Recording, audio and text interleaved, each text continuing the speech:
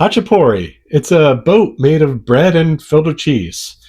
Do I really need to say anything else to sell you on this? There are several different regional varieties of Khachapuri throughout Georgia, but today I'm going to be baking an Adjaruli Khachapuri, which is from the region that's along the Black Sea coast. It's going to have that signature boat shape and is going to be topped with egg yolk and butter. I think something this rich and creamy is going to need a beer that's light and effervescent to pair with it. So I'm thinking I'm going to go with the original Golden Lager on this episode of Bacon to Brew.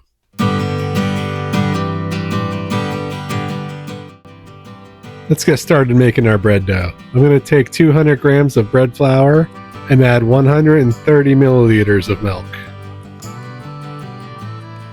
Also add half a teaspoon of instant yeast, 1 teaspoon of salt, and 1 teaspoon of diastatic malt powder.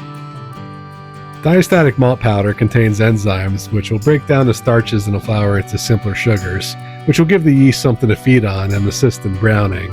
If you don't have diastatic malt powder, you could simply add a couple of tablespoons of sugar. I'll mix this for about 10 minutes until I have a smooth, elasticy dough. As it's mixing, I realized I forgot to add a couple tablespoons of olive oil, which I'll add now. It'll mix around awkwardly for a little bit, but eventually get absorbed by the dough. Once the dough passes the window pane test, I'll remove it from the mixer and knead it by hand to increase the tension and form it into a tight ball. And then I'll place it into a greased bowl and cover it and let it rise for 2 hours until it doubles in size. After which time I'll divide into 2 separate dough balls. You can make your Khachapuri as big or small as you want, but I like them on the smaller side. I just like the ratio of bread to cheese a little better. I'll just fold each one over on itself and roll until you get a tight ball.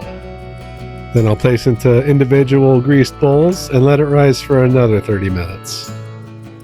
Now let's talk about cheese for a moment. There are Georgian cheeses specific to Khachapuri, but you're unlikely to find them. One of the cheeses is described as similar to a farmer's cheese, which you could make yourself, and I suggest doing it ahead of time. All you have to do is pour half a gallon of milk into a saucepan. I probably should have got a bigger saucepan. Also, replace this one altogether. I just realized that the one I got from IKEA 20 years ago has finally decided to spring a leak. If anyone has any recommendations for some new cookware, let me know in the comments. Heat it up until you reach the temperature of at least 180, and then we're going to add an acid. I'm using lemon juice. You should see the milk produce curds fairly quickly. If it doesn't, you just need to lower the pH a little more by adding more lemon juice. And after letting it sit for a couple minutes, you should see the curds in the whey completely separated. I'm going to use a bowl along with a colander and a couple layers of cheesecloth. And then you just need to drain off the whey. Feel free to find another use for it, otherwise you could just dump it down the drain. The longer you let this drain, the thicker it's going to get, but you should have something about the thickness of ricotta. In fact, if you don't feel like doing all this, feel free to just substitute ricotta. I'll move this to the side and get started with the rest of my cheeses. That's right, I'm adding 3 different cheeses in this, each for their own separate flavor. The farmer's cheese is to provide a fresh flavor. I'm also shredding some mozzarella to add creaminess. And finally, some feta cheese to add a briny, salty flavor. I initially used 100 grams each of the farmer's cheese and mozzarella and 50 grams of the feta, but I ended up doubling it because, well, I don't need to explain why I want more cheese. I also added 1 egg before mixing everything together and moving it to the side so I could get started on shaping my dough.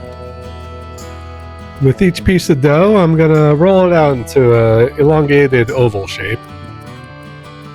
I'm going to roll these fairly thin, and don't worry if it's not a perfect oval.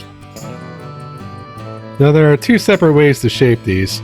For the first one, I'm going to place some of the cheese along the longer side. And then roll the dough over it as if I'm doing a stuffed crust pizza.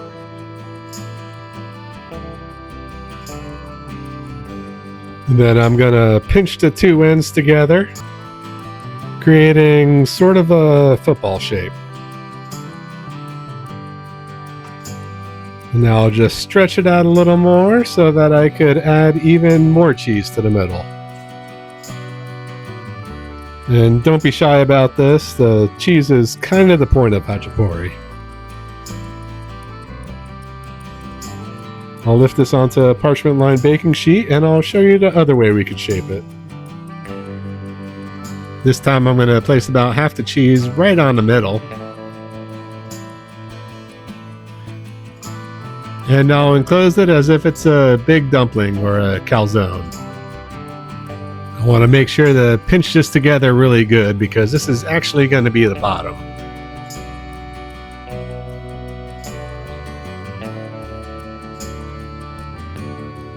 And then I'll flip it over onto my baking sheet.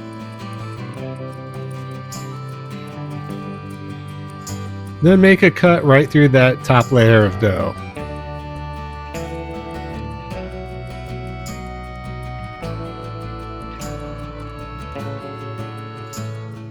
I'll spread that top layer apart to expose the cheese within. And that should also make room to add even more cheese. And I'll get as much in there as I possibly can. I'll cover this for about 20 to 30 minutes as my oven preheats to 425 degrees. And right before I put it in, I'm going to brush an egg wash onto the exposed pieces of dough, just to give it that nice glossy finish.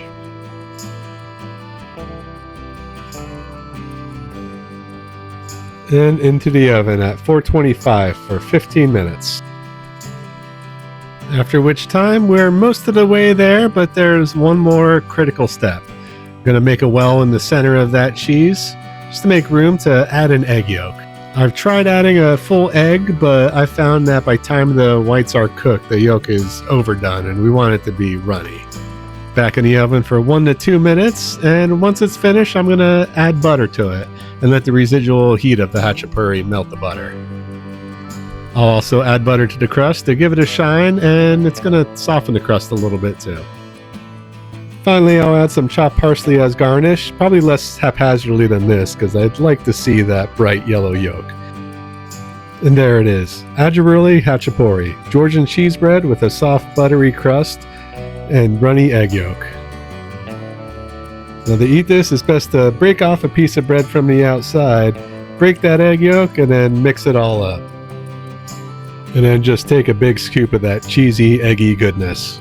And of course, now it's time for a beer. We're going to be pairing this with the original Crispy Boy, Pilsner Urquell. It's hard to even imagine a world without golden lagers, but believe it or not, this beer was a huge technological advancement at the time. First of all, malting technology had to change. Part of the malt making process involves drying the grains, which usually meant overheat, so you would get some of those Maillard reactions. So beer before this was usually darker in color. Also, refrigeration wasn't commonly available, so most of the beers produced were ales. You couldn't make the lagers because you didn't have that temperature control. So producing a light, clean lager just wasn't possible at the time. Now, a lot of times people use the term Pilsner just to mean any golden lager, but there's a reason why Pilsner Urquell got its name. It was brewed in the town of Pilsen in the Czech Republic. In fact, Pilsner Urquell translates to Pilsner from the original source. And a true Czech Pilsner is brewed with Pilsner malt, noble hop varieties, especially the Czech Saz hop, and a clean lager yeast. But actually the most important ingredient in this beer is the water. Pilsner has some of the softest water in the world, and it's the minerals in the water that could enhance other flavors like the bitterness in the hops. But because the water in Pilsen is so soft, you could use those ingredients and just get a really smooth flavor. This beer also uses a triple decoction method where a portion of the mash is heated up to raise the temperature of the mash.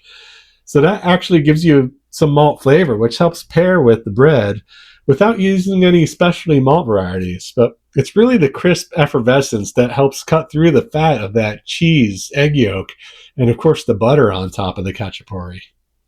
Thank you for watching. Don't forget to like and subscribe, and join me next time when I take another one of my favorite beers and try to bake the perfect pairing.